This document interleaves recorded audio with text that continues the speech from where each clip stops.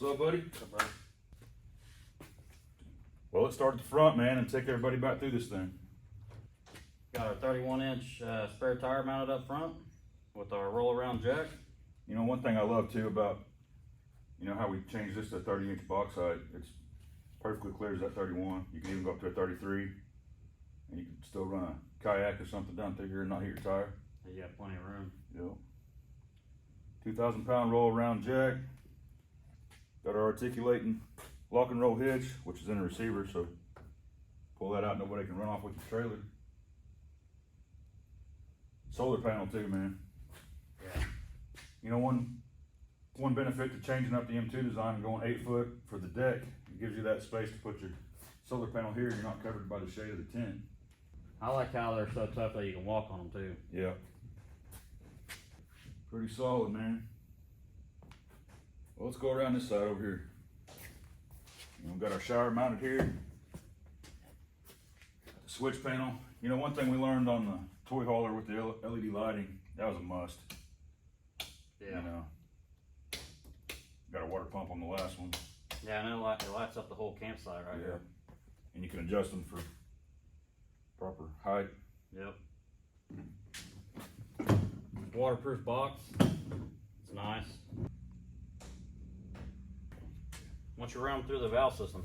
Well, we got our airflow, got our pump, got our fill line.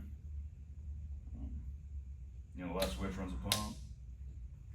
And on this side, you know, this customer opted for a slide-out kitchen system.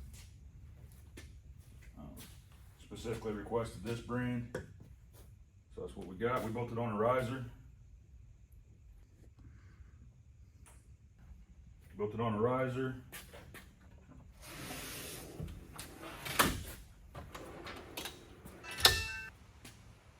I'm impressed with how solid this thing is, man. I mean, it's well built.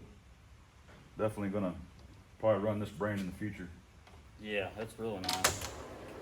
Like that, you got the sink up here. Stainless steel sink at that, man.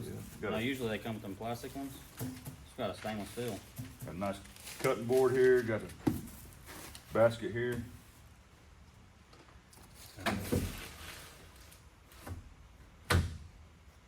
Of course, you got pass through all the way underneath that for some additional storage. Right now, we got the annexes for the tent tossed under there. And our BATTLEBORN M2 plate came out really nice too.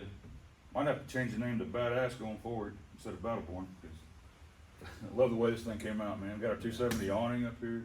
Yeah. I like these level one jacks, man. Yep. Real nice too. Spring loaded.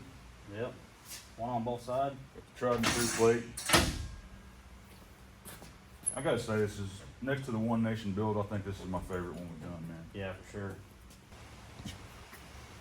18-gallon water tank. Slide out for the fridge. Come around this side.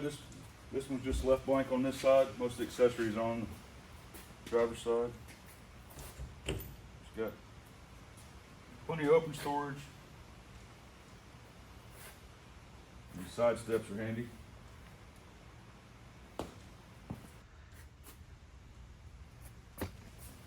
And this ruggedized tent is solid, man. I dig it. Yeah, with that diamond plate. Yeah. Now I also got our 2 LED lights on this side too to light up this side. I like these molly panels too, because it also corrals, you know, if you want to add some totes or something in there. Yep. Kind of corrals everything in. You can ratchet strap it down. Yeah, and anything you want to hang on the side here too. I'm glad we had these eagles too. These eagles came out really nice. Yeah, it's a nice touch, man. Yeah. There's a little more character to it. Yeah, I think as the BATTLEBORN M2's evolved over time, it's just getting better every time. Yeah, I agree. Personally, I love when it's like 50% with the customer and 50% us. Kind of they give us a few specs, Yeah. a few details that they want specifically, but then we also got that 50% of freedom to just make it our own, you know? Yep. Yeah, it's nice when the customer trusts us so much, man. It's pretty refreshing. Yes, it is. Yeah, the original layout was, you know, the old school style that we did, and they were wanting some more storage, so I just called him and said, hey, what do you think about doing the full 8 feet, fully enclosed? And he's like, do it, run with it. So. Yep. What number build did you say this was? This one is 74. 74. And then we got the toy hauler we're starting next. it'll be 75. Yep. And then I got somewhat of a selfish announcement we're going to do on the One Nation Yep. build coming up after that for number 76. 76. Yeah, and the 76 has a big significance, don't it? Yeah, man, I was talking to some people about 75 coming up, and just couldn't believe we'd done 75 builds already, and that being a significant number. But when I really got thinking about it, I was like, 76 is more in line for us because you think back to 1776 and just kind of the way we market our brand and our company.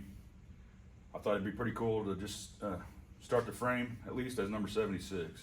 Yeah. On our new design of our One Nation X10, and then just first come first serve, put that one up for sale when it's ready. Yeah.